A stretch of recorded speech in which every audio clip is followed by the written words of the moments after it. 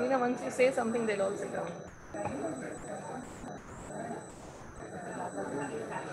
Good morning and welcome to everyone. We request everyone to please take your seats.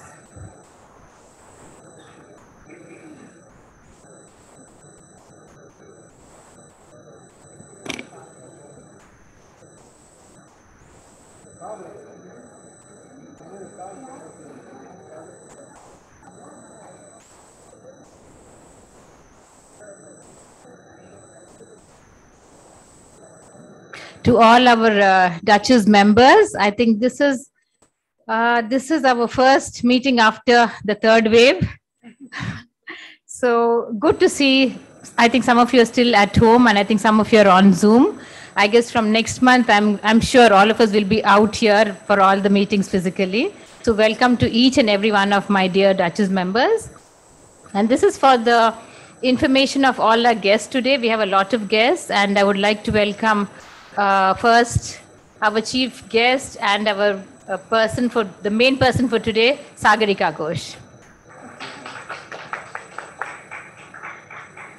And the apt person to receive the book from her, Mr. Mukun. Thank you, sir, for being with us. And I would like to welcome Hem Chandar. Okay, I think, yeah. I think he's got a lot of guests also with him. So I would like to welcome each and every one of your guests here this morning. Coming back to, again, information for everyone else and a recollection for all our members.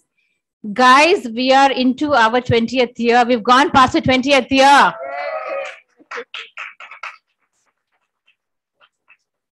And like how Surya says in one movie, no, idina solli agano. Okay? When we started the club about 20 years back, everyone said, Anju pera, 5 women na. Mudiyadu. Even 2 women can't get along with each other. And I think we have defied every rule of nature. Touch wood. And I think it has only been possible, I think 5 of us, listen, each one of us is really strong in each of ways, okay? But we communicate and we talk frequently, and then we sort out our issues with only one aim in mind. And that is to take our members along in the way we are evolving. We want to evolve along with you, and that's the only thing, right? So I would like to thank all our members for being with us all these 20 years. Thank you very much, ladies. Again, what is Duchess Club all about is what everyone asks us, right? So I just say one thing. It's a bunch of women who are like-minded, who come together, who are non-judgmental, right? And non-political, non-religious, right, wrong? And we are not feminists at all. We love our men. I think there are better halves or our best halves in every kind of way. So grateful for all the men in our lives, in all spheres, for, you know, because I think they support us so that we support ourselves and everyone else. So thank you to all the men in our lives. Now I hand it over to Sujata. Good morning and a warm welcome to all our members, our guests of honor, our chief guest speaker for the morning, as well as all our guests today. And today's program will be divided into 2 parts. First will be the book launch, which will be followed by the conversation with Sagarika and our own member, Rupa Ramamurthy, who very gracefully accepted to moderate the session today. And I think she's the perfect choice for today. Would you like to say something? Actually, you were the chosen one. I think congratulations to all our members and to us too for our 20th, for completing 20 years. And we look forward to really taking it to greater heights with all of you staying involved and staying connected with us. Love you all. Thank you, members. And we start the morning today, the program.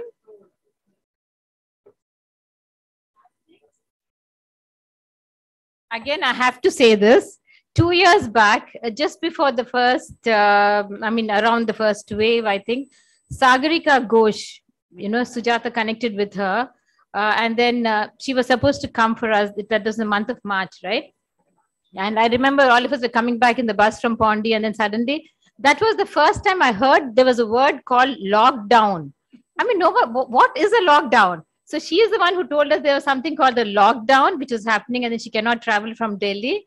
So I'm glad after 2 years exactly, she's actually come back. So again, that is providence, right?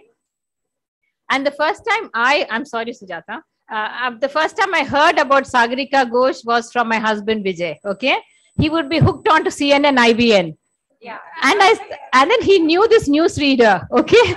So Sagarika Ghose, and I think he would notice everything that she would wear, right? So I just have to mention that to you, yeah.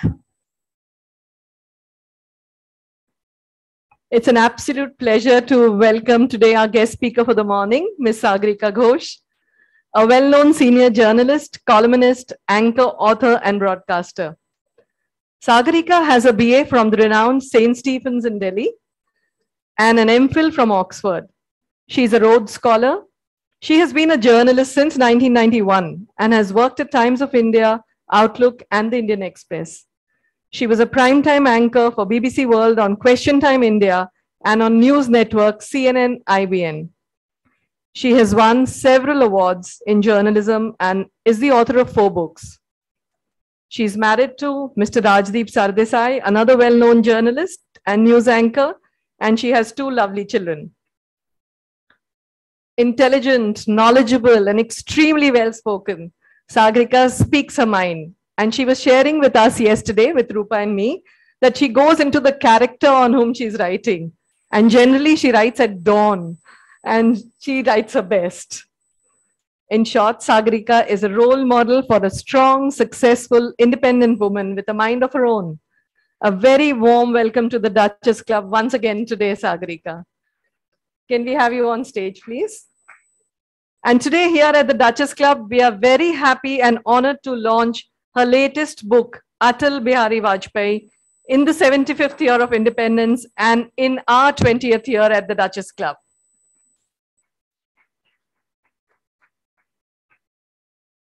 A very warm welcome to our guest of honor, Mr. Mukun Padmanabhan. Mr. Mukun Padmanabhan is a professor of public practice at the newly established Kriya University, north of Chennai, where he teaches philosophy. He spent most of his working years in journalism, retiring as editor of The Hindu in 2019. Prior to this, he was the editor of The Hindu Business Line, a sister publication from the same group. Mukund is an MPhil in philosophy and worked briefly as a lecturer in the University of Delhi before switching to journalism. He is interested in and has written about politics, legal affairs, and literature. He has an adjunct faculty of the Ateneo de Manila University in the Philippines, where he taught law and advanced writing to postgraduate students. He is the chairman of the World Editors Forum Asia chapter of One IFRA. He is on the board of the Independent and Public-Spirited Media Foundation, which funds independent journalism. He is a trustee of his old school, the Blue Mountain School in Ooty. We request you to kindly come up on stage to receive the first copy of the book Atal Bihari Vajpayee by Sagarika. Yeah.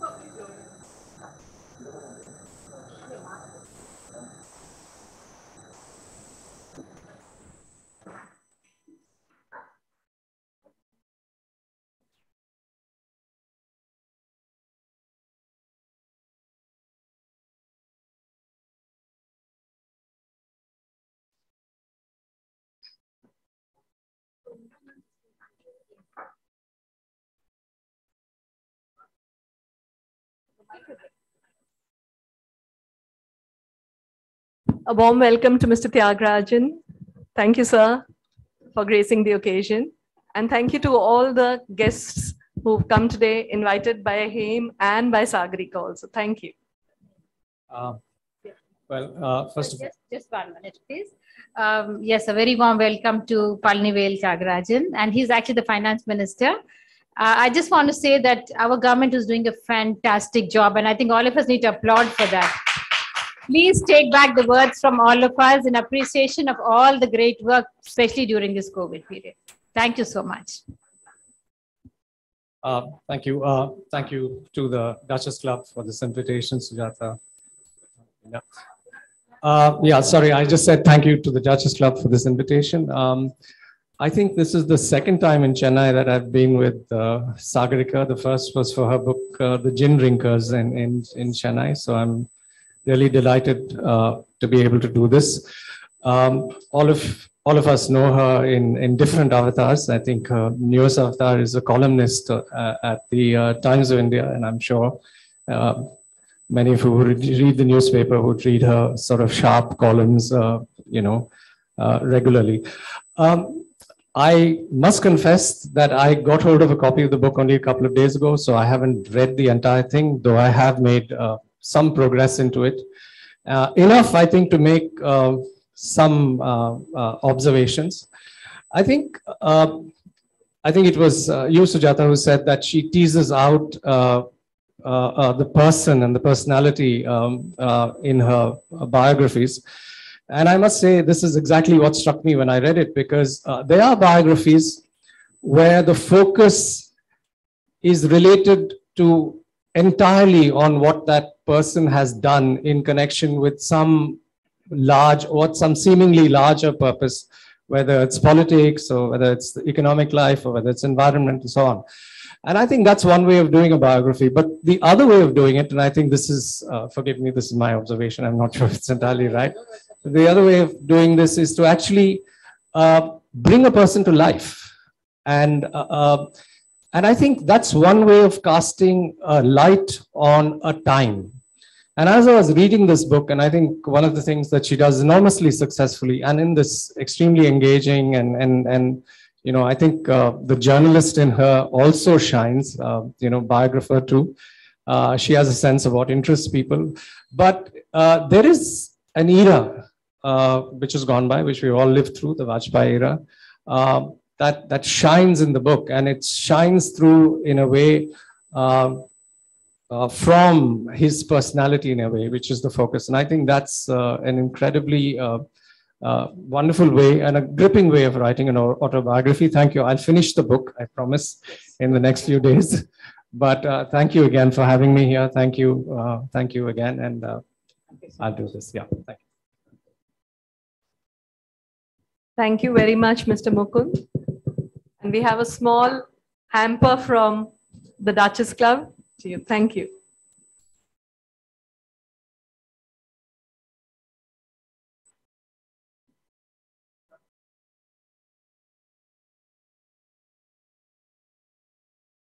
Thank you, Mr. Mukun.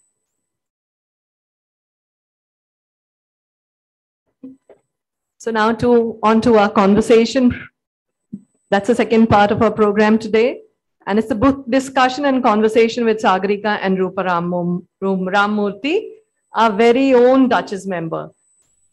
And as Nina said, you are the chosen one. We're very proud of you. You're a very accomplished woman, and we welcome you, Rupa. Please come. Rupa Rammurthy is a Senior Executive Vice President, Banking Operations, Teleperformance India. Over 30 years of experience in core banking and BPO industry, currently performing a dual role of managing service, delivery and transformation for international banking operations and a global banking SME.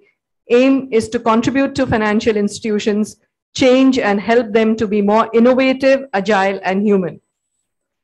She leads the Teleperformance Diversity Initiative called the TP Women Forum for India and Middle East and is a part of Global TP Women Forum. Objective is to celebrate the achievements of women and address women issues in workplace. She's passionate about all forms and genres of music and physical fitness and is a voracious reader. And she's a very active member of our page turners at the Duchess Club. Her motto is, with great power comes great responsibility. And she has received Exemplary Women Leadership Award by Femina World Women Leadership Congress in 2017, Women Leadership Award for Excellence in BPO Sector 2014 by World Women Leadership Congress. Varied other awards like Gold Stevie Award 2019, Economic Times in association with Rise in India in 2018. So she is the best choice for today. We welcome you, Rupa. And the stage is all yours, both of you. Thank you so much, Sujata. I'm just doing a mic check. Hello again. I'd just like to, first of all, wish the Duchess Club, one, for completing the number of years. Very rightfully said, so many women coming together, especially 5 women coming together, setting this up. And as I entered today, I said, one of the things that I do want to do is definitely write about their journey. Definitely pen down the journey that they've had, how they've started, the trials and tribulations, and the fun they've had along the way. Making this very memorable and, bringing Sagarika Ghose to life. Meeting her yesterday was an experience. Reading her book in the last 2 days, I've lived the life that she's been living while she's been reading this book. So without further ado, I'm just going to first start off this session by reading a paragraph, which I hope will incite everyone who's here and who's attending the session on Zoom to actually read this book. Because I think one of it is obviously knowing about Vajpayee ji, right? Knowing about that era. But I also think knowing about Sagarika, okay? Knowing about the woman she is, knowing about what her intent was when she took up this biography to actually write about him. And bringing about a view that's totally fearless. That's what this book is about. So let me start by reading about this paragraph, right? The story of Vajpayee, and this is my favorite, this is not my most favorite paragraph, there are many, but I thought this would be apt for this beginning. The story of Vajpayee, the poet politician who could disarm critics with a shy smile or a poetic line, is as much about a liberated personal philosophy as it is about no holds barred realpolitik. For me, it has been a wonderfully nostalgic adventure to revisit the politician and Prime Minister I'd covered many years ago as a reporter and to rediscover him in the light of today's times.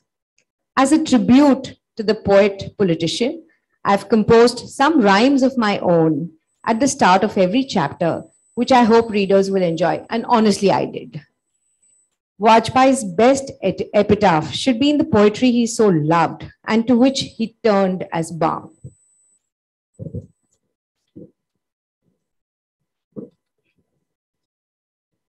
Among his favorites were these lines from Shiv Mangal Singh's Suman, which suit him perfectly. Kya haar mein, kya jeet mein, kinchit nahi bhai beet mein. My Hindi is terrible. Yeah, so is mine. संघर्ष पथ जो भी मिले ये भी सही वो भी सही. English is better now. Neither in victory nor in defeat am I ever afraid. Whatever comes my way in the path of struggle, all is fair, all is fine by me. I also think this describes you, Sagarika. When I read it, I thought not just for him, but for you as well. So I think such a beautifully written book. So I'm going to ask you a question that, probably a lot of us would have kind of thought, and I know that a lot of them might already have asked you, what made you choose Vajpayee ji as a subject, right? Thanks a ton, Rupa, and thank you so much to the Duchess Club for inviting me to do this, and thank you so much to the eminent guests and the Minister Tyagarajan. Thank you so much for being here, and my friends, and Mukun, thanks so much. Actually, this book is part of a trilogy of prime ministers that I'm doing. The first prime minister that I did a biography of was Indira Gandhi, and Ganpa's here, and he very kindly did a launch of the book in Chennai. And the second is Vajpayee, and there's a third prime minister as well in the works, but I can't tell you who that is at the moment. So the choice of Vajpayee was part because it was a kind of seen as the next, the ideological opposite of Indira Gandhi. And also because of the present dispensation and the comparisons and contrasts that exist between the Vajpayee era, as Mukun said, that was an era in itself, Vajpayee, the personality in the era, and perhaps in many ways the dispensation that exists today. So it was to sort of make a break from Indira Gandhi, as well as to contrast Vajpayee's time and life to today. And that's so relevant, right? It's almost like setting the stage, and I'm hoping it's setting the stage for your next book as well. So when I read India's most powerful prime minister, then I said India's most loved, and I'm waiting for the next one, which you're obviously not going to tell me, but I'm waiting for it. So, when you were writing through it, it almost seems, almost every biographic is like that. It lets you peep into the lives, of someone. But something that stood out completely, and something that doesn't occur to us, all of us, when we think of Vajpayee ji, is unconventional, right? It doesn't seem very apparent on the surface, but it's there all throughout. And I think the treatment of the book and of the subject too is just as unconventional. When I read the starting of the book, when you read the cover, right, it says liberal statesman, says Hindutva icon. You can understand this. Cultured poet. Of course, you can understand this. Then it says ruthless politician. I'm like, oh, okay. Then you're kind of taking a seat back and thinking, okay, what's to come? Passionate Democrat. You can understand that. Moral compromiser. So I thought, when I read her book, I said, this is very interesting. And I started with the last chapter. And, I was so happy when I read the last chapter. I said, this is unconventional. This is what unconventional means. So while Vajpayee ji is definitely unconventional, I think your treatment of the book too has been totally unconventional. Can we talk about the unconventional a bit? So let me just set the context. I think when, and that's a wonderful question, and it really comes to the heart of Vajpayee. I think, in a way, when you're writing a biography, it's like I was telling Rupa yesterday, it's like, it's almost like method acting, because you have to enter into a character and find out why that character does what he does or says what he says, even though you may outwardly find yourself unable to understand that character. But, if you're playing, say, as an actor who plays, say, Richard III or Napoleon or Rani Jhansi, even though outwardly they may seem, I can't understand what this person is about, but you have to find the truth of that person in the context of the times and the personality that person was, and then try and find out how you can do justice to the character. And I think to look at Vajpayee as a person, we have to uniquely look at the times in which he lived. And he was a politician uniquely of the 1950s and the 1960s. And, today, unfortunately, our lives are so polarized. We are either in one camp or the other, and there is barely any dialogue between the two sides. But I think Vajpayee embodied a time when there was not only dialogue between the two sides or two ideologies, there was friendship. Vajpayee's closest friend in parliament, for example, was Bhupesh Gupta of the CPI, who was a terrific parliamentarian. Hirendranath Mukherjee of the CPI was a very aristocratic communist. He was Oxford educated. He spoke English with an Oxford accent, very different from Vajpayee. And Hirendranath Mukherjee and Vajpayee were great friends. Vajpayee called him Dada, and Hirendranath Mukherjee called Vajpayee my dear Atal. The relationship between P.V. Narasimha Rao and Vajpayee was a particularly close one, because Vajpayee actually held Narasimha Rao as his guru, and in fact had a portrait of Narasimha Rao in his home. And then, of course, the biggest relationship of all in Vajpayee's life politically I believe, was his relationship with Nehru, whom he actually adored. It was almost adoration based on, it was almost hero worship. If you read Vajpayee's eulogy on Nehru's funeral, it was, that humanity has lost her prince. India has lost her best son. Peace has lost its ambassador. Love has lost its symbol. The world has lost a prophet. So these kind of words that he used for Nehru were just, were fulsome. And I think that Vajpayee, then exemplifies a certain liberal principle. And I, as a liberal secularist, when I was asked to do this biography, I thought, how will I do justice to this viewpoint, which is completely different from my own? But I think Vajpayee reflected a liberal principle, which was that you can have friendship, you can have love, you can have comradeship, you can have warmth, even with people you don't agree with.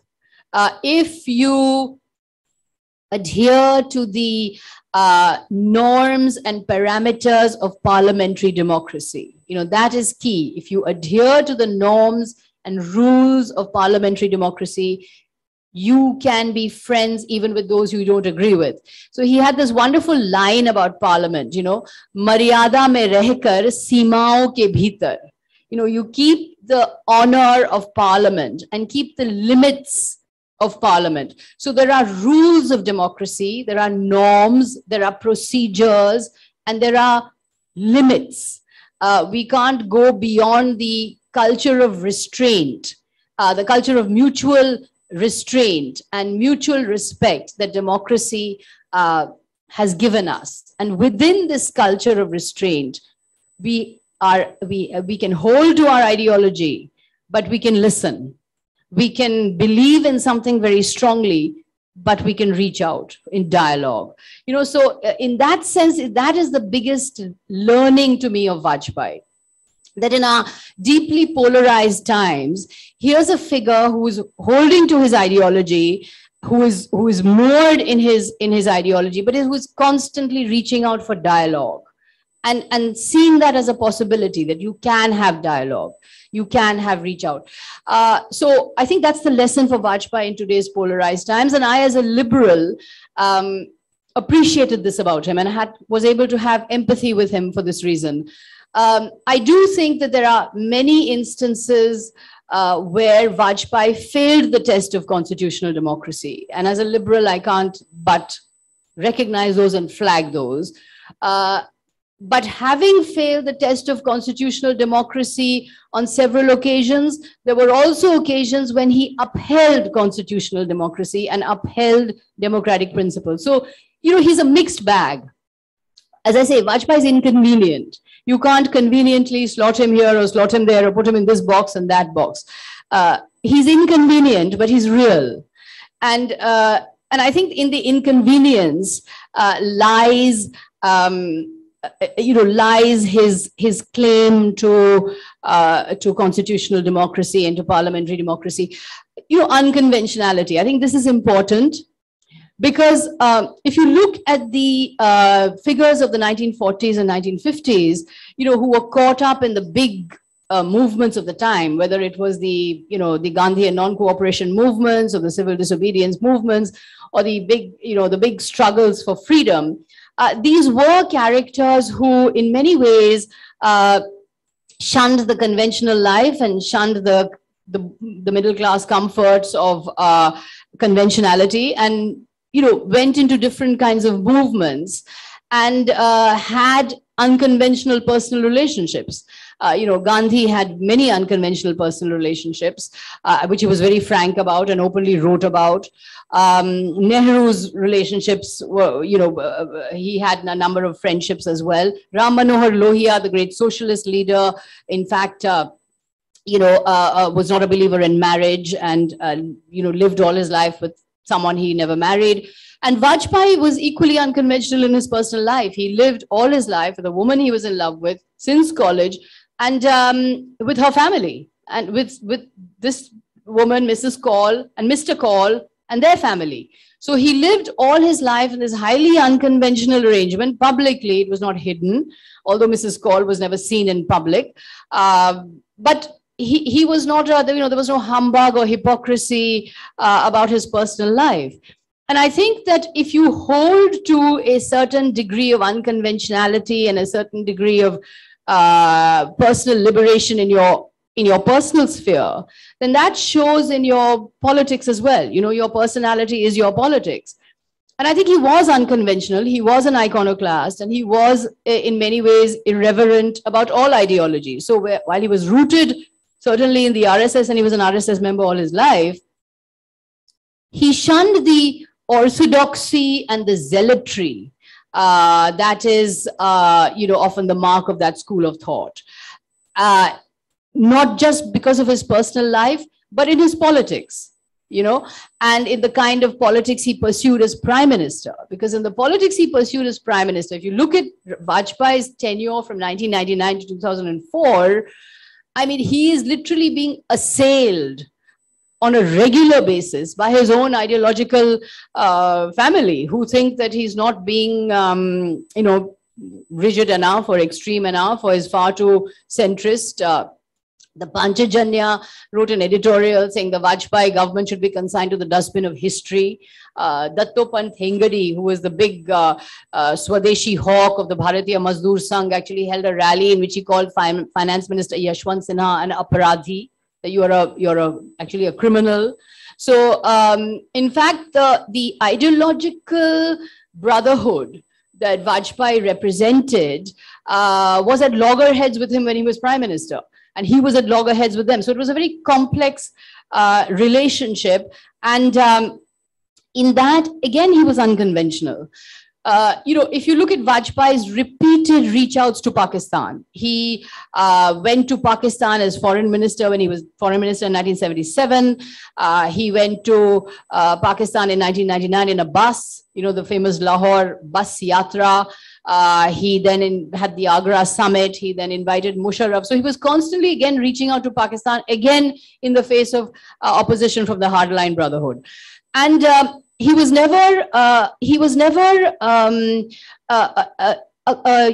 conforming with what his ideological brotherhood or what the RSS wanted him to do. One of the things about Vajpayee, and this is what I discovered in writing the book, is that he was incredibly funny. That he's full of jokes. He's constantly telling jokes. And there was one joke which he said, which was very revealing to me of how he approached his ideological, the Khaki Brotherhood, where, so Vajpayee's great friend was this person called N.M. Ghatate, Appa Ghatate, who was a wonderful person and who I had great access to, because Appa was had a lot of joie de vivre and used to have these parties in Delhi, and had invited me many times. So I knew him, and then he gave me a lot of time during this book and gave me all his Vajpayee's papers and letters and Appa's own unpublished manuscripts of Vajpayee, and Appa was Vajpayee's closest friend for 60 years.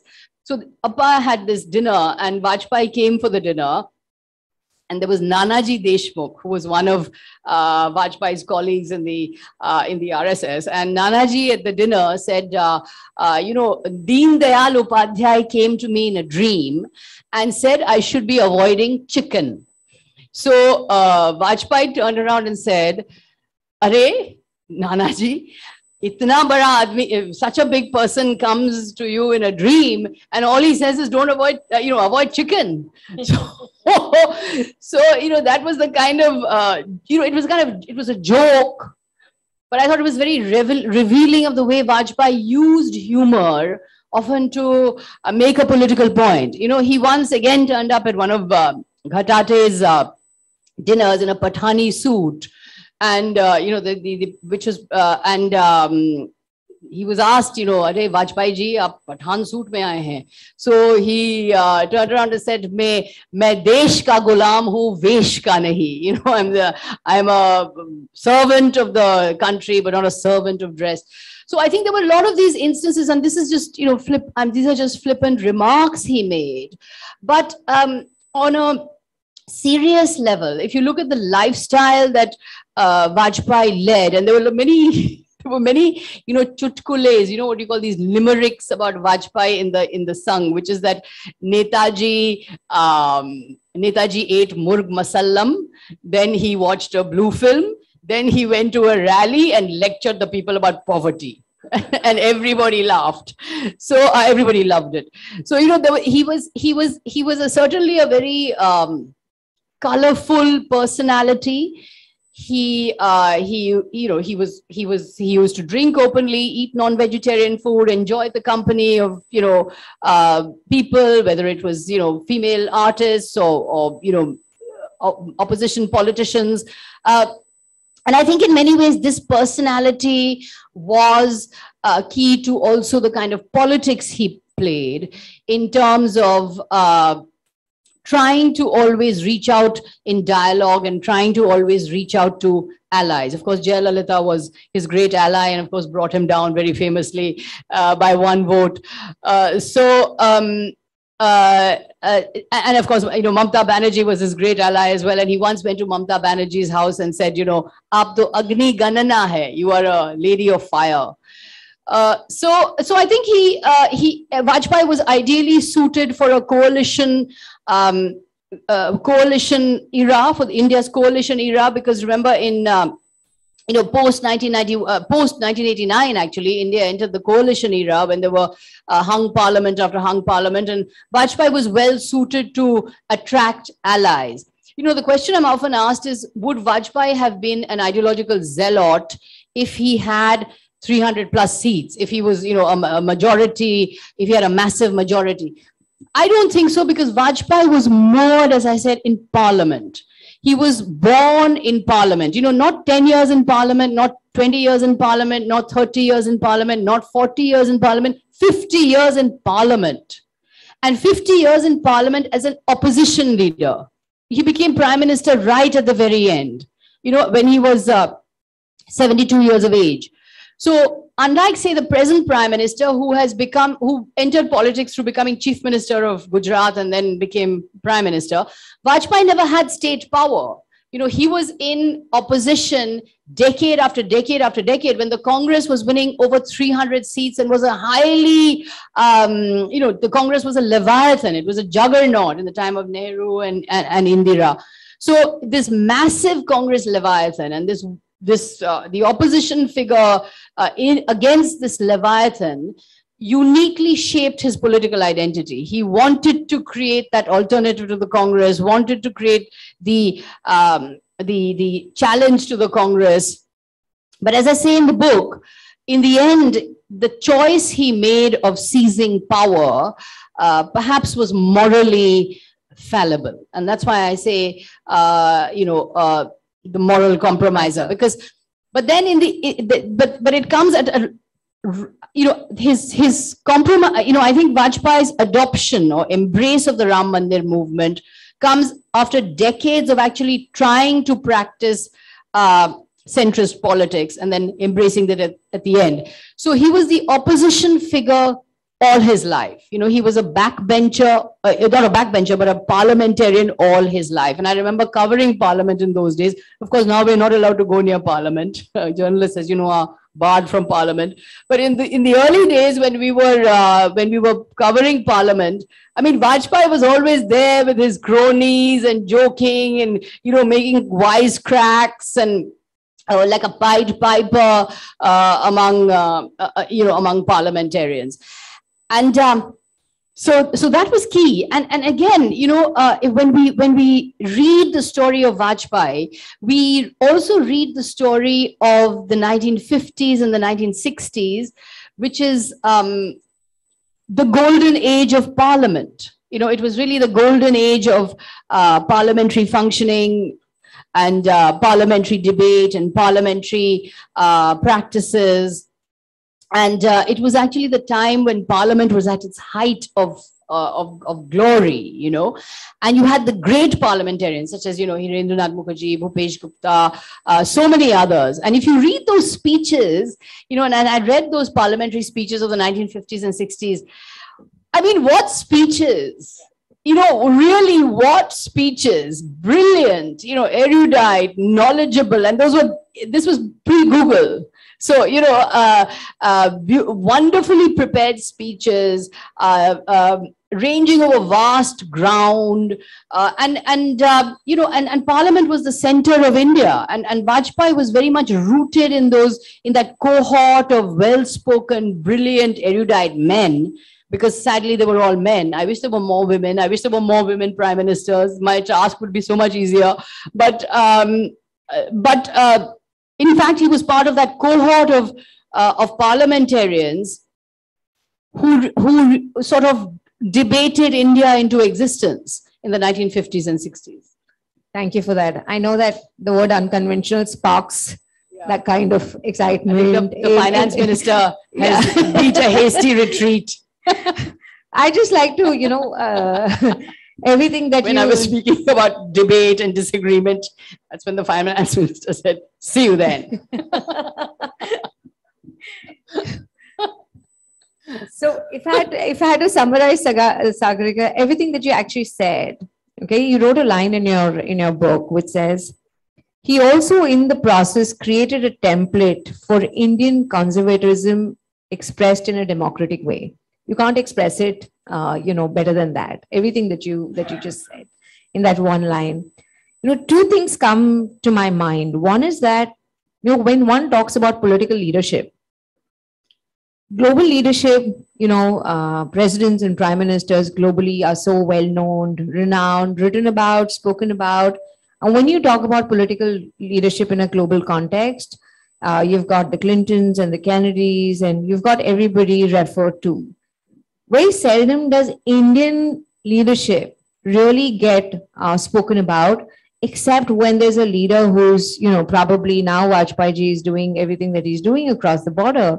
And we're obviously getting a lot of, front page attention. But Vajpayee ji. Not Modi ji. Modi ji is getting, sorry. What I'm saying is that he's doing things upstairs across the border, I think. Sure. So what I mean is that by writing something like this affords us a seat at the table in the sense that it gives a lot of us the room and the knowledge to actually talk about leaders who existed within our system that probably are not as well written, not as well known in terms of global political leadership. We've got everything right here. We've got the guts to say what we say. We've got the guts to lead our lives the way he's probably led his life. But when you look at it in a global context, not all of this is really very known. So my question is, what else would you do to make sure that Indian political leadership is just as known in a global context? That's a very good question, and as I was researching the 1950s and 60s, I actually did ask myself that why don't we have more biographies? Actually, we need so many more biographies. So little is known about Bhupesh Gupta, for example, and he was really a stellar parliamentarian. So little is known about Rajkumari Amrit Kaur, who was India's first woman cabinet minister. Of course, a lot is known about Indira Gandhi, but again, less is known about Indira Gandhi's, as Mukun said, to bring people alive and to bring personalities alive is something that we haven't done until now. And there's so many remarkable people in our public life who really need to be written about much more. And biographies don't have to be hagiographies, exactly. Nor do they have to be hatchet jobs. They can actually be an exploration of the person and bring the person to life, and to also give us a window into a different era. I think that there was a time in India when life was very different, when public life was very different, when democracy was very different, when parliament kept its tryst with destiny, when politicians were idealistic, when parties did exist, in a certain format. But so I think in that sense, I think a window to a different era is important. And what you said about conservatism expressed in a democratic way, again, I feel that as a liberal, we can't outlaw ideology. This ideology is wrong, it should be outlawed. That ideology is right, only that can be there. As a liberal Democrat, ideologies have the right to exist. All ideologies have the right to exist if they are expressed, as I said, maryada mein rehkar and seemaon ke bhitar, within the limits of parliamentary democracy. People are free to hold any ideology they want, provided it is within the norms of democracy and within the constraints and restraints of the democratic culture. And this, I think, is what Vajpayeeism represents. If Vajpayeeism is to mean something, it means an ideology which is expressed within the constraints of parliament and within the constraints of democracy. If that exists, then, in every country in the world, mature democracies, you have opposing parties, the conservatives or Labour or Republicans and Democrats. But the important thing is to accept the constraints of democracy. That I think is key. And Vajpayee was actually crying out for that. He was always for that it was important that people believe what they do. And remain with, he used to keep counseling his party colleagues. Don't jump into the well of the house. Don't be disruptive. Don't sort of unnecessarily create a fuss. Learn to argue, learn to debate, learn to put your point across without, shouting, and use humor and, all of that. So there were so many instances of Vajpayee being so humorous in parliament, like he kept, like, for example, during the Janta time, the Congress's Vasant Sathe told Vajpayee that, why should we listen to you? Even though you're the foreign minister, all you do is, Mr. Morarji Desai, who was the prime minister at the time, makes policy. Mr. Jagat Mehta, who was the foreign secretary at the time, writes the policy, and you only translate it into Hindi. So Vajpayee turned around to Vasant Sathe and said, well, I have to now speak in Hindi because clearly Mr. Sathe doesn't understand any English. Or, things like that. I mean, there are lots of exchanges like this. Or, the railway minister in the 60s was Jagjeevan Ram. And Vajpayee said once in parliament that when we go on a train, we only have Jug, which is a life. We have Jeevan. No, we don't have Jug. We don't have Jeevan. All we have is Ram, because we're all dead every time we go on trains. Then, when Nehru was speaking once, Vajpayee jumped up and said, I know that the Prime Minister does his Shirshasana, because Nehru used to do the headstand every morning, but does that mean he should constantly see me upside down? So, I mean, these are the kind of things that he used to say, and it's full of, there's this very funny sher.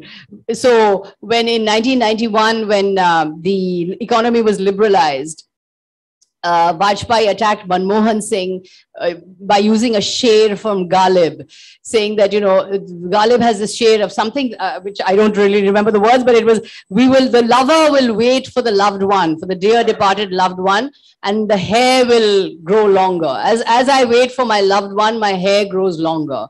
So Vajpayee turned around to Manmohan Singh and said, you've got this excellent budget, which is reforming the industry, but we will wait for the benefits of this as long as your hair grows longer or your zulf grows longer. Manmohan Singh, being a Sardarji, has of course his zulf. So this was again a joke which got a lot of laughs in the house. So there's a lot of these jokes and humor and wit and erudition with which he operated, and which I call his politics of universal friendship in a way, because it was trying to create commonalities and build bridges.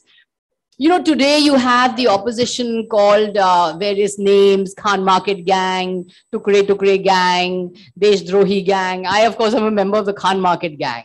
I keep saying, Garv se kaho hum Khan Market Gang hai.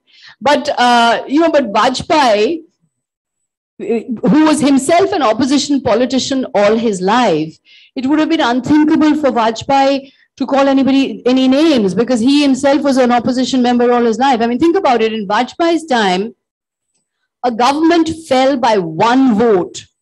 In 1999, Vajpayee's government collapsed by one vote. Can you imagine a government today collapsing by one vote? I mean, my God, that vote would be, you know, a bought for, I don't know, for how many crores, and that would be the end of that. So, but Vajpayee's government in 1999 collapsed by one vote. Vajpayee's close associate in government was George Fernandez. You know, George Fernandez was a former socialist and a former trade union leader, and he was the NDA convener, and he was actually Vajpayee's close, he was his defense minister. You know, a figure like George Fernandez would be impossible in today's dispensation. He would probably be, you know, firmly with the Khan Market gang and the anti-national gang. He would be called that. But Vajpayee's associate was George Fernandez. His other associate, close associate, was Jaswant Singh, Brajesh Mishra. None of them came from a very ideological position. So in that sense, you know, Vajpayee was trying to create, in a very ambiguous, fallible, weak way, a form of an ideology for Indian conservatism and for Hindu nationalism expressed within the parameters of parliamentary democracy. And I think that almost signifies the book itself, because what you've said completely is unconventional. What you've said is very bold. At the same time, within the parameters of what you should be saying and what you should be writing.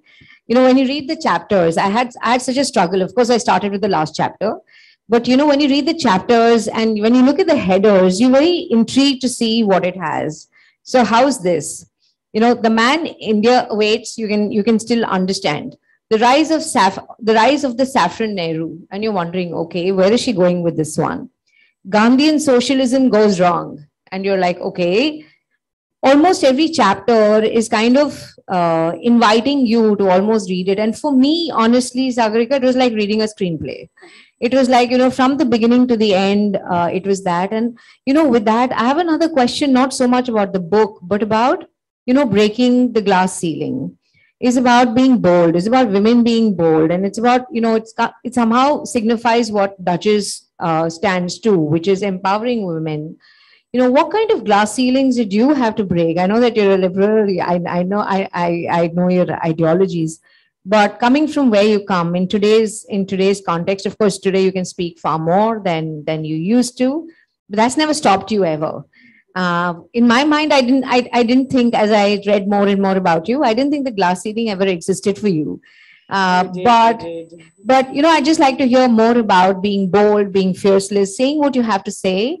And when I read it, I said, you know, what subtlety when you have to say what you have to say, and somebody who really understands the meaning of what you're saying will understand how deep really the book is and where you're going with each chapter. Can you talk to us a little bit about breaking the glass ceiling? Sure, thanks. Thanks a lot. Before I come to that, and that's a very good question, I want to ask everybody here, does anybody here remember the election of 2004? People, do you remember just what a shock defeat that was? 2004 was the election everybody got wrong, because, you know, all of us were carried away by Shining India, India Shining, Vajpayee. But I remember Frontline did a story at that time saying, you know, India not so shining. And Vajpayee actually read that, the cover story. You did that, I think. No, squarely responsible. Thunderbolt this way, please. And you know, so that was the, you know, that was the election everybody got wrong, and that's why I began the book with that, because it was a kind of a moment which was an inflection point. But the glass ceiling, I have to say that certainly it exists. It existed for me. I remember my first day in the Times of India when I came back from Oxford, and our chief reporter was there, and there was another male reporter who had joined with me, and the male reporter was told, okay, there's a rally going on in Jantar Mantar, you go there, you cover it, and you come back with a report. And he looked at me and said, okay, you go to the library and you go and you read, keep reading. So I thought, okay, I'll go and keep reading. And I did that the first day. The next day, again, something happened. And this male reporter who was by then looking at me very, dekha, mujhe story mila, tujhe kya mila? So he said, again, this male reporter was told, you go and cover this. And he looked at me and said, you go to the library. And I said, no, but I won't go to the library now. I've been to the library yesterday. Now I want to go where he's going. And I'm also going with him. And the male reporter looked extremely nonplussed. And the chief reporter looked at me and said, you also want to go there? So I said, yeah, I do. And this was, of course, this was 1991. So this was way before television. And so then I went. And then, of course, I think I got a reputation for being a little bit pushy and a little bit aggressive. But then that's par for the course. I think as women, we have to cultivate a certain sort of designer insanity. That she's a little mad. Don't take chances with her. She's a little bit crazy. Wo kuch bhi bol dega, usko jaane do. Karne do. So I think if you do that, if you look at the women politicians today, whether it's not today, but whether it's Jay Lalita or Mamta Banerjee or Mayawati, you have to be a little bit crazy. Because if you're a little crazy, then you're feared. I mean, if you're 5 feet tall and in a sari, people will just walk all over you, right? But if you're crazy, they can't walk all over you. And I realized the strategic benefits of Kali. The Kali avatar is always, when you're that, I mean, when you've got the garland of skulls around your neck, oh boy, nobody can mess with you then. So, and then particularly if you're leading a team of male reporters, this happened to me later on in life when I was leading a team of female and male reporters. And the female reporters were very diligent and they would do their work and they would put in their copy and because they all had to go home. The male reporters would go to the press club and go here and go there. Ma'am, I went there, I went here, I went there. And I said, I don't think you went anywhere. You just had a good time and you're now coming. So there I found the Kali avatar to be of tremendous strategic value. Because if they know that you are now going to get into a mode of personality that is going to destroy the earth, then they're scared and they will do the work. So you go into the earth destroying mode. So I think, I did cultivate a personality which was odd and which was a certain kind of a sort of unpredictable. And that helped me. Because then, you're able to get assignments or you're able to go on assignments. And you also, as a journalist, you do need to be a little brave and you do need to cultivate a certain degree of personal bravery. But there are certain things you can't do. You can't sit in the home of a politician late at night hoping to get stories. You just can't do that.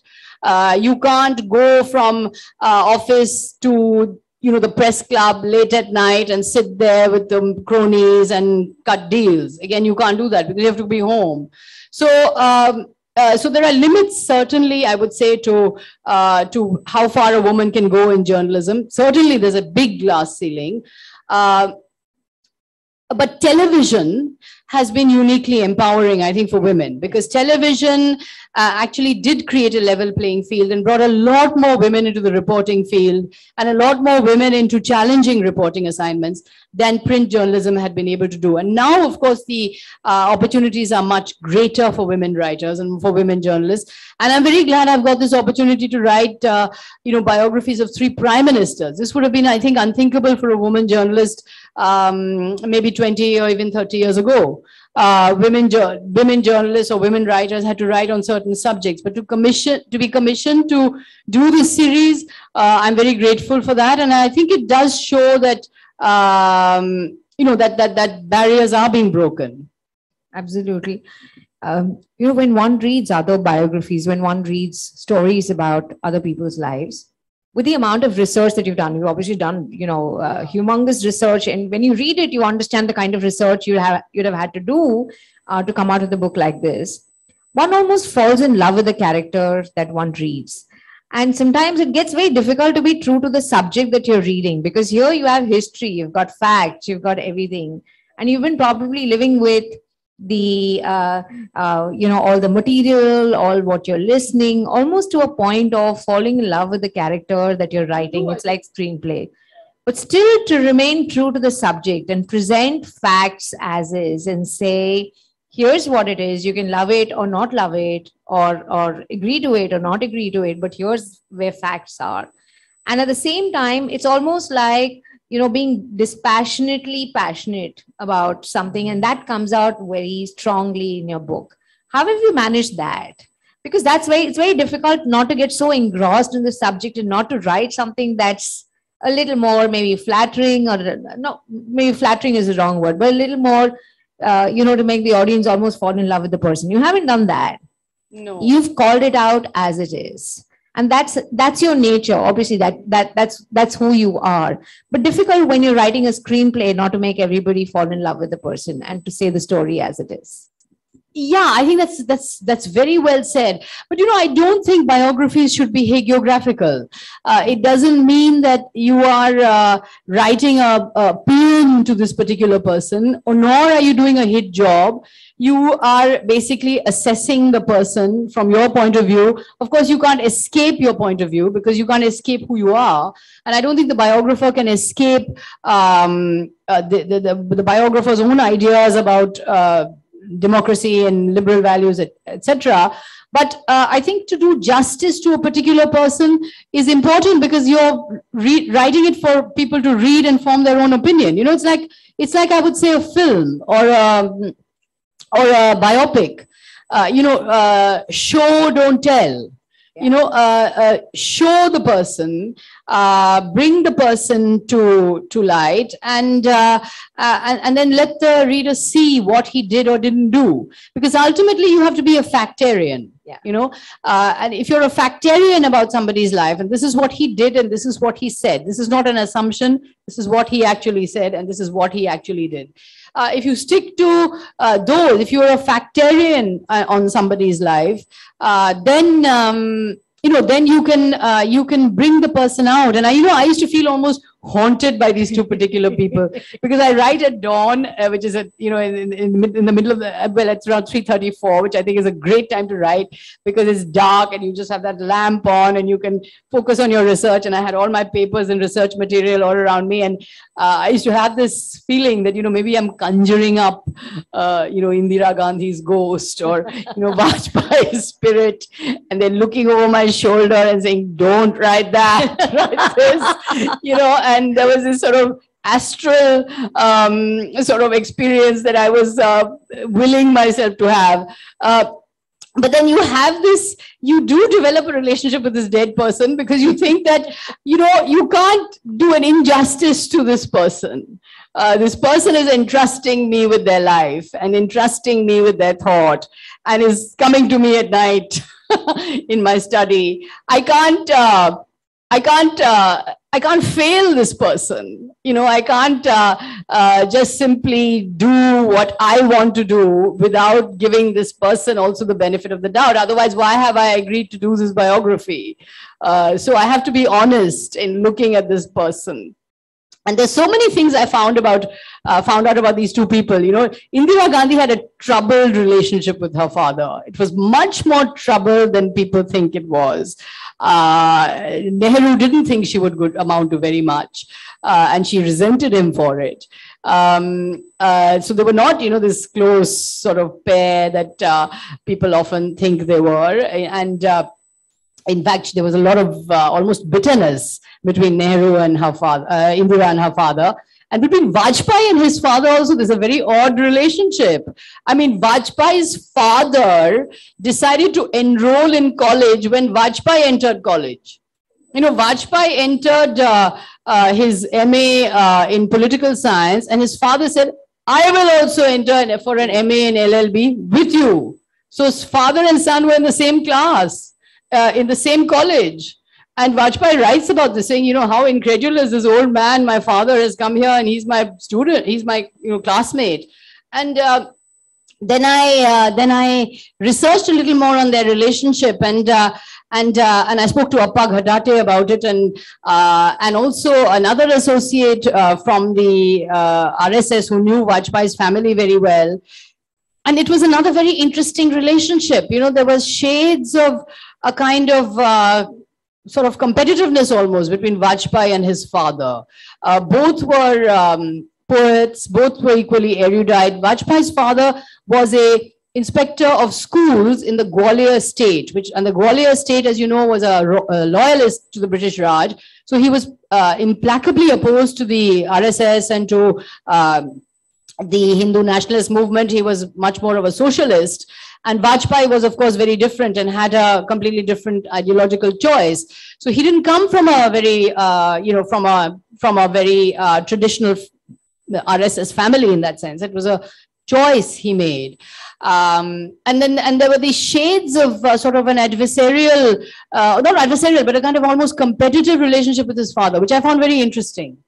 I think all your books highlight relationships Yeah. at the core of how people behaved, Yeah. whether it was in their professional life, whether it was their political life, or whether it was their personal life. I think that comes out very strongly. I'd now like to invite any questions from the audience. I can go on. I've been speaking to her since yesterday. And like she, when she's writing the book, she was mesmerized, and, I'm kind of obsessed with her and her writing. You must read the book to understand. I mean, it's very English. One of the things that I told her yesterday, I found it very English. And I thoroughly enjoyed the read. There's so many small Hindi muhavras that, that you'll really enjoy it. It makes that environment come live for you. And it's like watching, like I said in the beginning of when we started, it's like watching screenplay. So I can go on, and I have another 20 questions to ask her, but I'm going to be kind to the audience and ask if anybody has any questions to ask or anything at all. We can go around.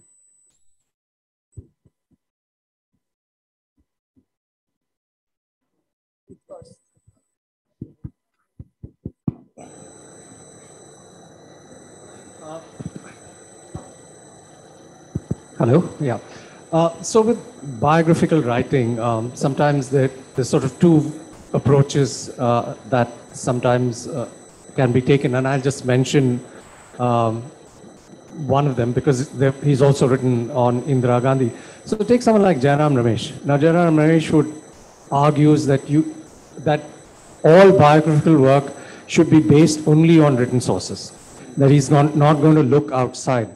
And one of the things that your approach does is take a completely contrary line, saying, look, some of the best tidbits, some of the most interesting information lies outside the world of what some biographers would see as objective, because they might argue that if you go outside what the existing material, you might bring in your own biases or someone else's biases or their faulty memories or, and so on and so forth.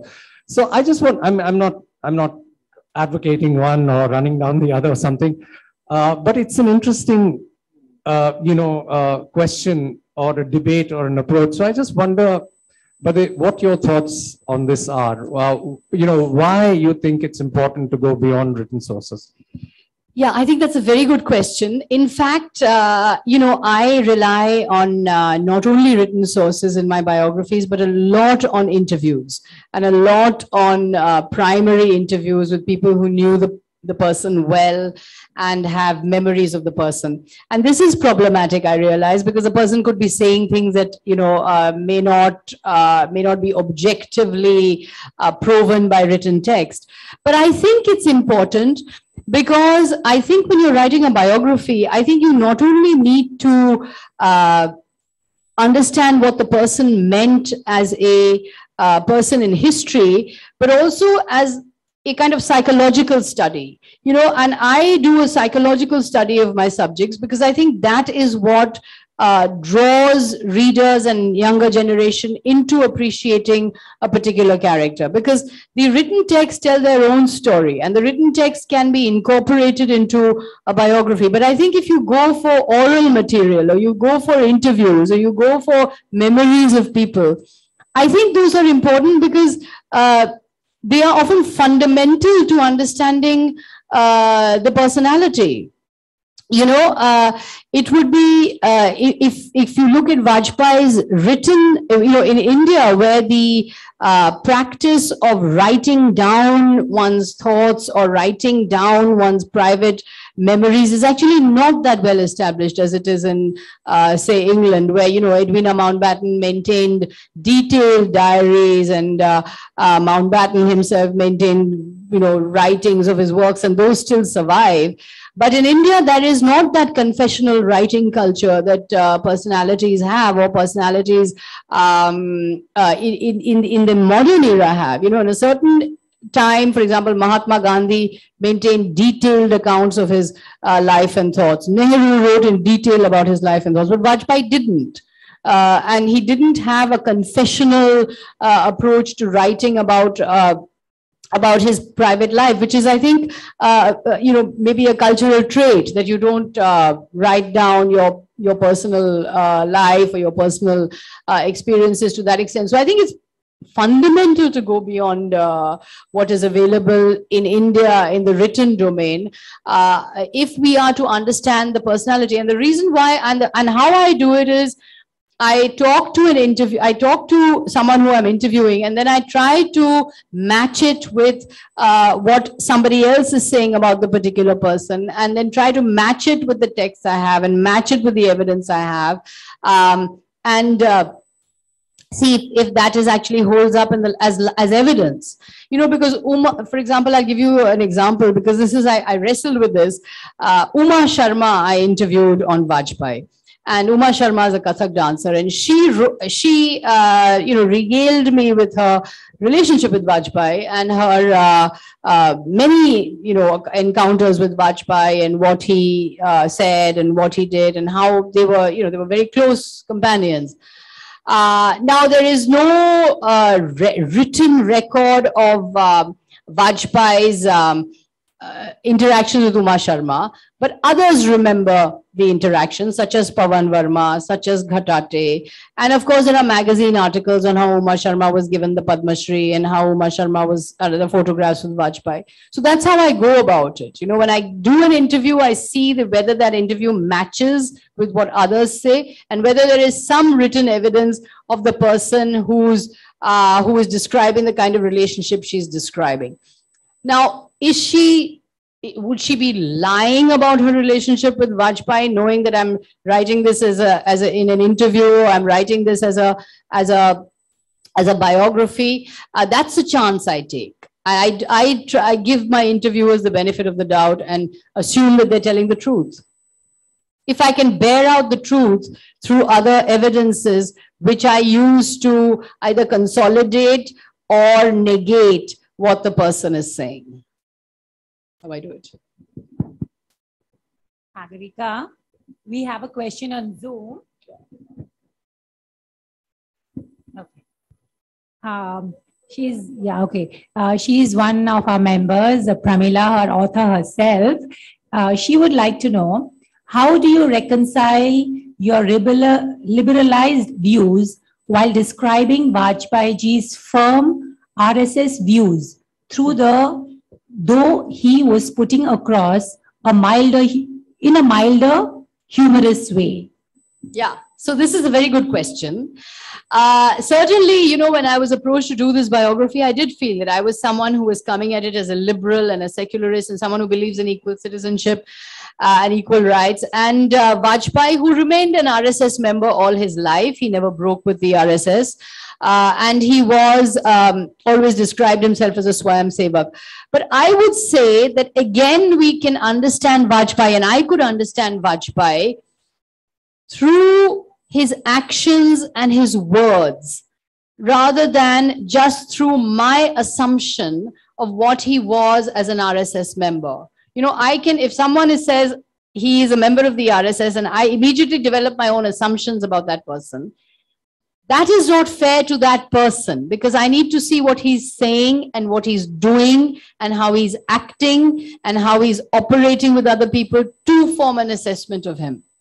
So while I recognize as a liberal, the many times, the 5 times actually that I think Vajpayee failed the test of what I believe is constitutional democracy, yet I also recognize the many instances where he passed the test of constitutional democracy. So in that sense, to me, when I write a biography, like for example, even with Indira Gandhi, you know, there are many assumptions one can make about Indira Gandhi, right?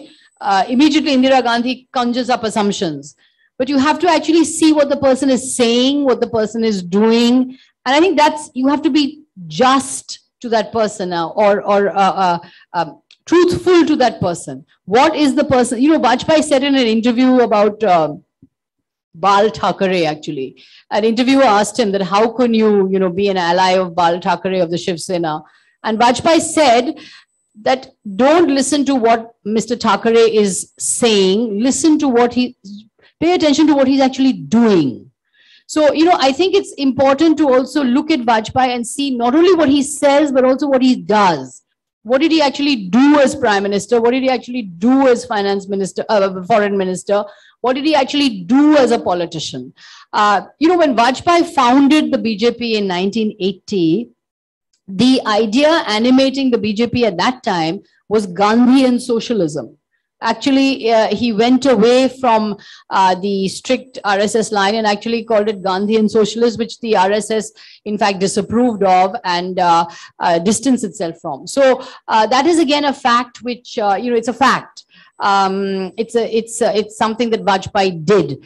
So, and there are many speeches in which he espouses a particular line, but in many other speeches where he doesn't espouse that particular line. So I focus on what you say and what my subject says and what my subject does, not on the assumptions. Oh, she's there. Right. So yeah, so that's how I go about you know, writing my biography, and how I did it this time is just, you know, and with Indira Gandhi, that if you focus on what they are writing about themselves, saying about themselves, or doing, or the way they're acting, that is the clue to the truth. Thank you. Well put. Thank you. Thank you. That was a really interesting question. Thank you. Thank you for joining. So, any other questions?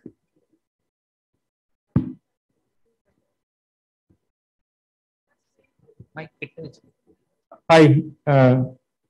This thing of being the right man in the wrong party, it irritated him continuously to the extent that he even spoke about it in Parliament and whatnot. Why did it irritate him so much? Because he was a oddball, you know, a whiskey drinking, non-veg eating, company of women loving kind of RSS chap, and a bachelor at that. yeah. It obviously he seemed like the right man in the wrong party, reaching out to allies. Everything that you described doesn't fit in with the Sang's you know, theory of being the Maryada Purush. He was exactly the right man in the right party. I would say he was not the wrong man in the wrong party at all, because you know, Vajpayee was, as you say, the non-vegetarian whiskey drinking oddball. That's a great question, and in the RSS. But you know, where would he have been in the Congress? He would have been one of a crowd. He was the big fish in the small pond in the Janasangh, and he was the exceptional liberal softie in the BJP. So you can't have a better USP than that. So I think he was perfectly suited to his party, because he performed a very useful role. I don't think he was just, you know, a lot of people have called Vajpayee a mukhota, the mask. I don't think he was a mask because, nor was he a mask because he was assailed all his prime ministerial tenure by his ideological brothers. I mean, they were attacking him literally night and day and were at his throat. So if he had been a mask and just a convenient someone who they were happy with, then why would they expend so much energy in attacking his liberalization, privatization policy? So he was, I think, the right man at the right time. You know, somebody once asked me, is there anything that Indira Gandhi and Vajpayee had in common? And I think personalities who rise to the top, or personalities who stamp their presence in history, have this one trait, which is the capacity for, which is tremendous self-belief. That there's a reason why things are happening to me. I am a person of destiny. There's a reason why doors are opening for me. There's a reason why people are applauding my speeches. There's a reason why I'm the darling of the crowd. And that's because I'm me. I have a sense of manifest destiny. Indira Gandhi had it, that I am Nehru's daughter, Princess of India. I will rule India. Vajpayee, from the time that he became the Jansangh star, began to think that he was going to leave his mark on India. He was going to be prime minister. And I think he, if you think about it, if you think, what did Vajpayee really believe in? Did he believe in RSS ideology or Hindu nationalist ideology or liberal democracy or constitutional democracy? I think Vajpayee believed in the end in Vajpayee. In himself. He had tremendous self-belief. He was a political careerist in that sense. He was the ultimate political careerist. And I think he knew that by remaining in the Janasangh BJP, he would have a USP and a sort of image which he would never have in any other party. He would just be one of the crowd, or one of the run of the mill, just one other whiskey drinking person. But if you're a whiskey drinking person in the Sangh Parivar, then you have a different aura altogether. So if you have to drink whiskey, drink it with the wrong people. You can always count on Sagarika to never mince. Yeah, I mean, in the sense that, and he would often say this, and you're absolutely right, it really irritated him, because he used to often say, no, I'm exactly the right person in the right party. The fruit doesn't fall further from the tree. The tree, you can't say you don't like the tree and you only like the fruit. And then he, in 1989, when the BJP was engaging in seat sharing deals with VP Singh, at that time Vajpayee was at a very low ebb, and a journalist asked him, why don't you leave the BJP? And he said, jaye to jaye kahan, where is there a place to go? And the journalist Neena Vyas,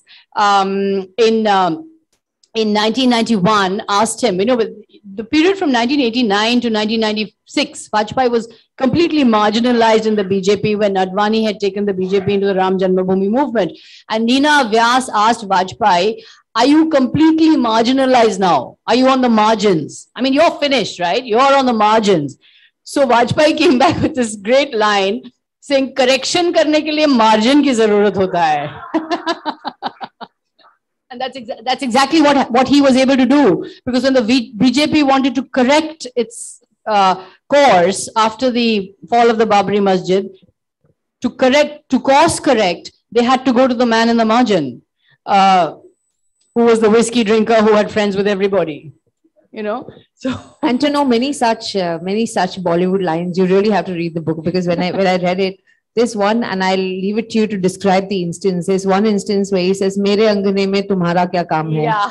Oh my God! I'm not going to explain the context, because I'd love for you to read it. But just imagine if I had to really do that, I'd have probably put that as the title of the book. कि मेरे अंगने में तुम्हारा क्या काम है type. Yeah, he But said that. But that was very nice. Yeah, I think I'd find.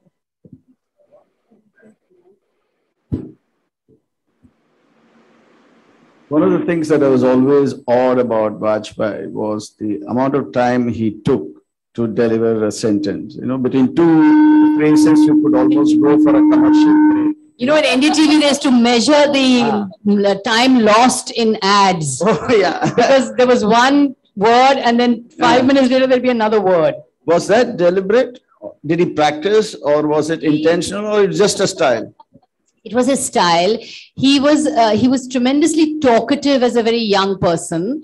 He was very garrulous, and there are lots of instances where he's giving long interviews in the 1970s and 1980s to Times of India and India Today, where he's talking and talking and talking. But when he became prime minister, he stopped talking. I think he realized that this was this was, every word would be misconstrued. And so he adopted the Narasimha Rao model, which is that don't talk. So of course, this was for satellite television. This was very difficult because, the ad minutes were ticking and the commercial break was going on, and Vajpayee is still with that long pause. But his early speeches, and I saw a small clip of his of a speech which he made in 1977 when the Janata had come to power, and he was making this Ramlila's ground speech. I mean, he really was a very captivating speaker because he would twirl his hands like this and, shake his head, and his hair would flap, and he would be making these jokes. And so it was like a one-man traveling band performance. and there would be these jokes, and there would be these muhavres, and there would be this, this head shaking kind of kind of thing he used to do.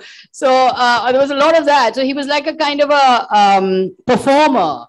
And I think that all of that changed when he became prime minister. When he became prime minister, I was also told he had stopped drinking whiskey. So maybe that led to the pauses. Maybe.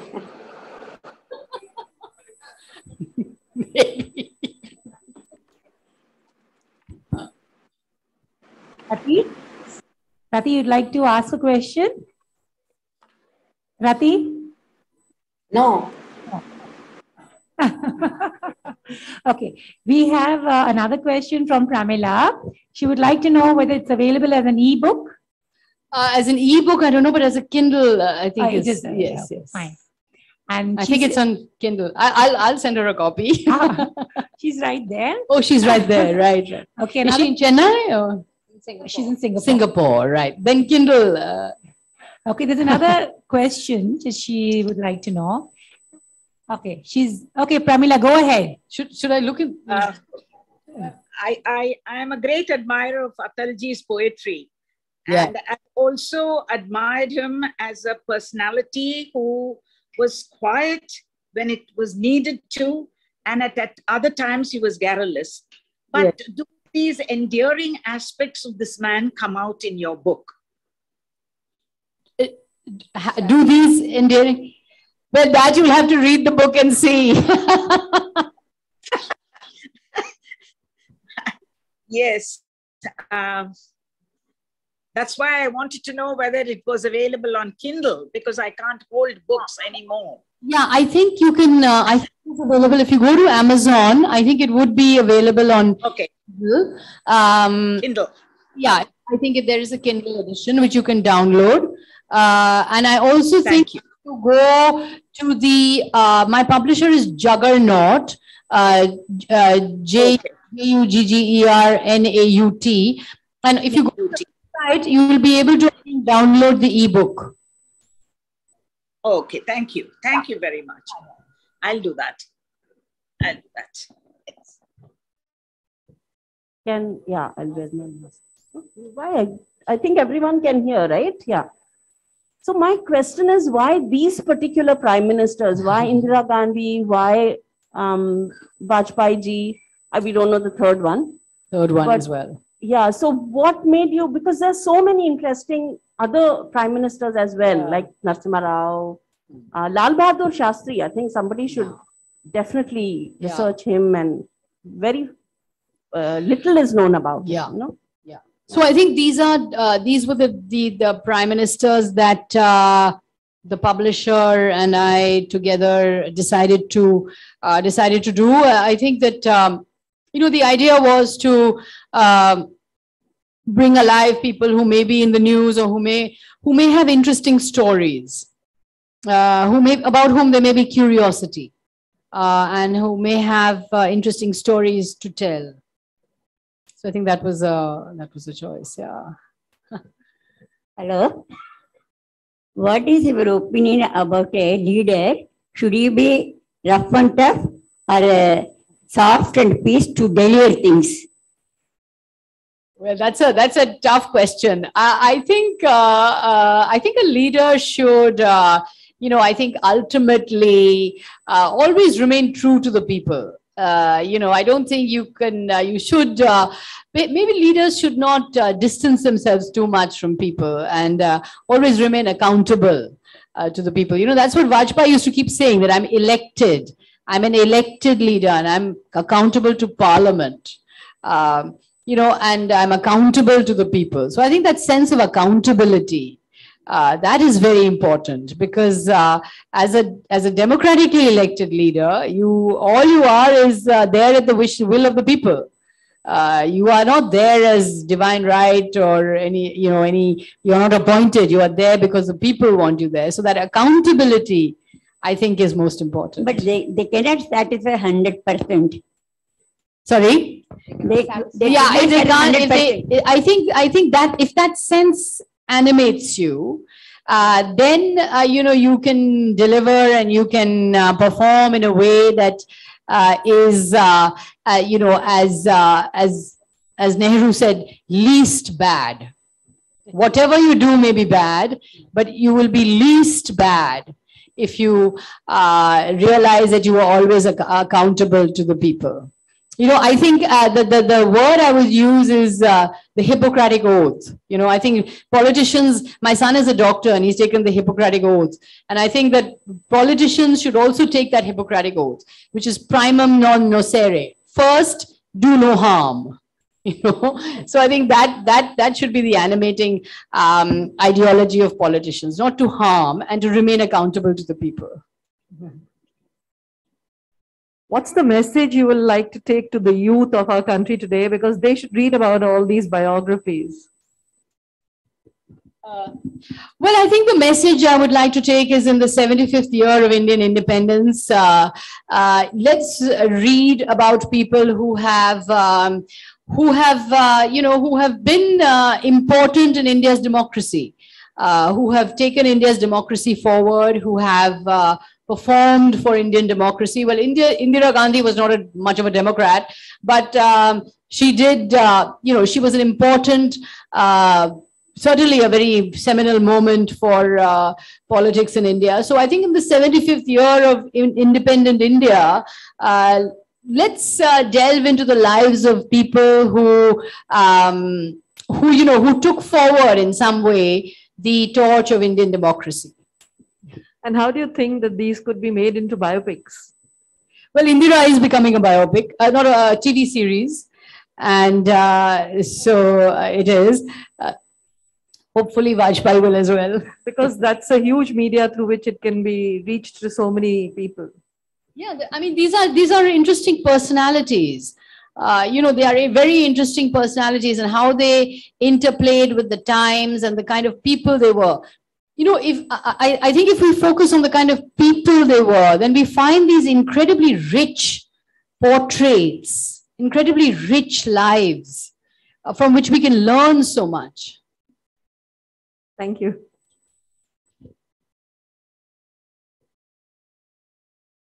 Any other question? I think there's one other question. This is the last question. Okay. Firstly, it's so wonderful listening to you speak. It's amazing, really. I'm sure all of us are enjoying your talk. I just saw the cover of the book now, and there I understand the passionate Democrat, but I didn't understand why it's written moral compromiser. Can you say something about it?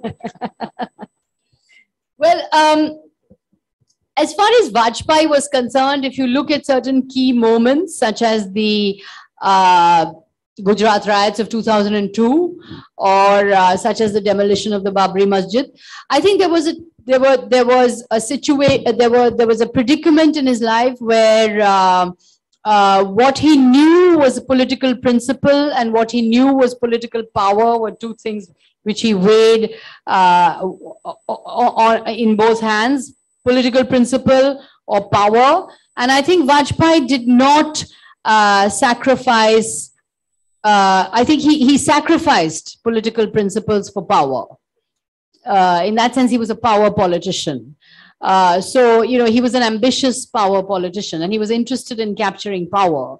So I think in many ways, because of his own assumption, because of his own utterances, he was very anguished about the adoption of the Ram Janmabhoomi movement, anguished about the Gujarat riots, anguished about communal relations, and he kept saying it in interviews and in his statements to not only the press but to his friends and to his party. He kept voicing these views, but he never acted on them, and he acted always in favor of capturing power. So I think that was one of his. That is why I called him a moral compromiser. And I think that he actually, Vajpayee was all about compromise. He actually defended the art of compromise.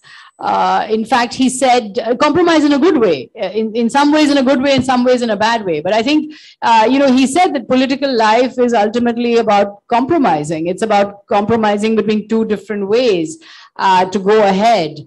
And in that sense, I think he always made choices between politics and what he knew to be maybe correct or maybe right.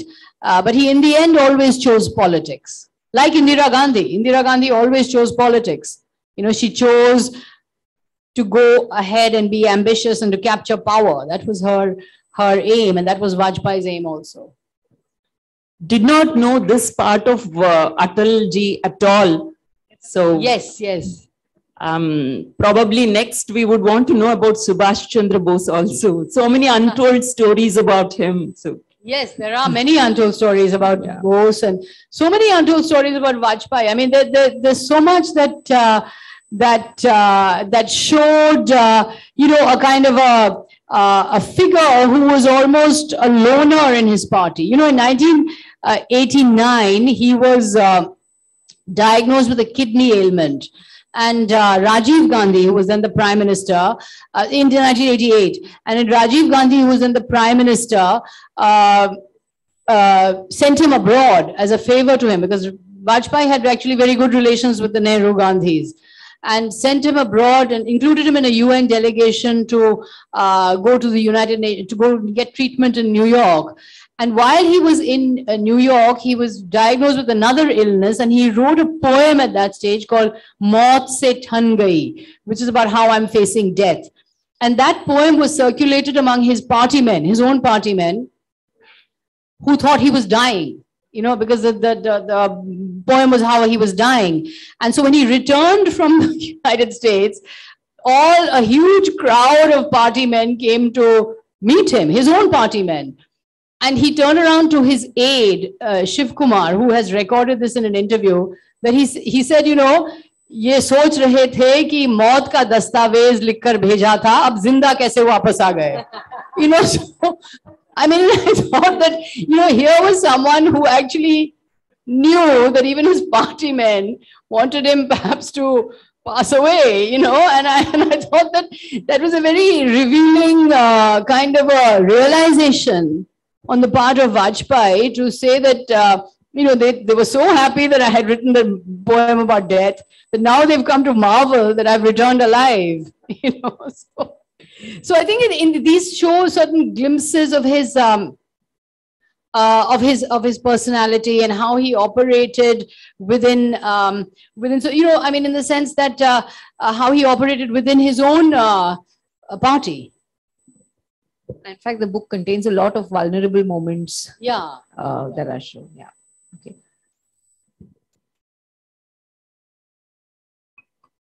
Thank you. Thank you for such an insightful conversation.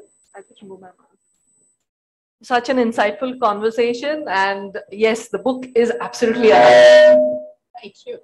Thank you, Sagarika. Thank you so much for inviting me. And can I call Kala up, please?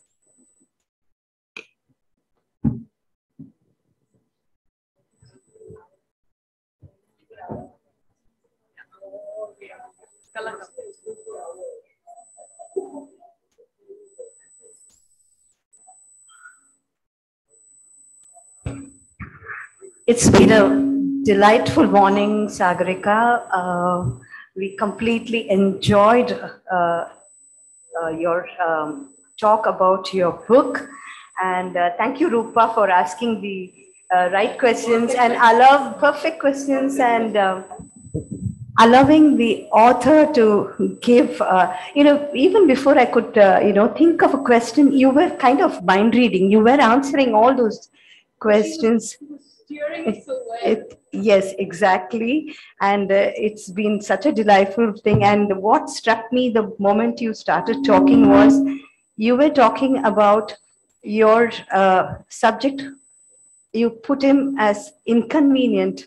So we can understand what a challenging thing it would have been for you to write about a person who might have been very different ideologically. Each one of us have an ideology. So to stay, step back and for always taking a conscious thing, not to judge a person, but just to present that person to us. So we have come to know of so many facets of Vajpayee ji. Whatever said and done, whichever ideology he belonged to, the fact comes out that he believed that there could be friendship, there could be amicability, even if you are in disagreement. So for the same fact, I think all of Indians loved him for that particular thing.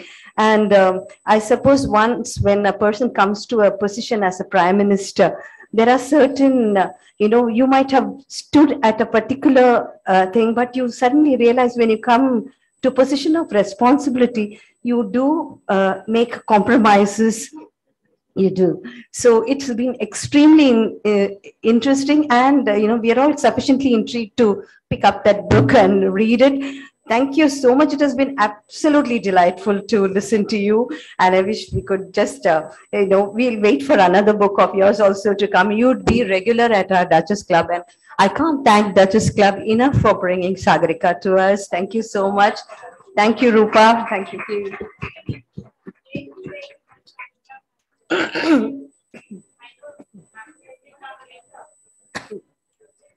जयति जयति भारत माता बुध गीता जयति जयति भारत माता बुध गीता निखिल मता one निरता नट जन सुहिता निखिल मता one निरता नट जन सुहिता जयति जयति जयति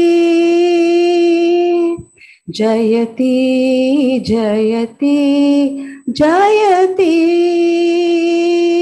जय Hind.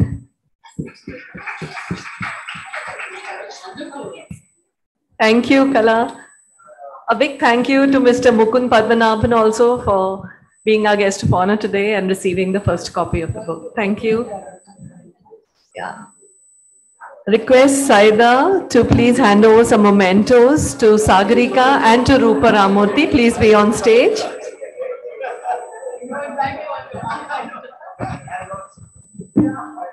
Red packet.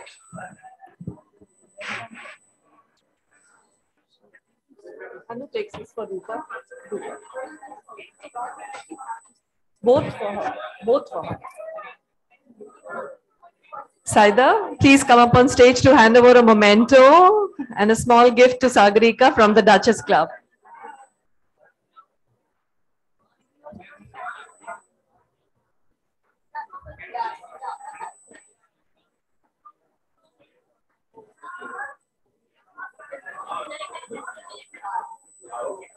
Thank you so much, Sagarika, and a small gift and memento from the Duchess Club. Thank you, Saida.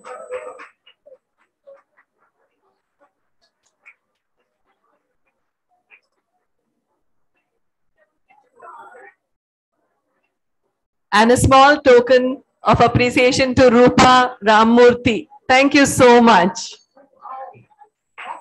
Thank you, Kala. Thank you, Sagarika. Yeah, one or two pictures with Mr. Mukund on stage, please.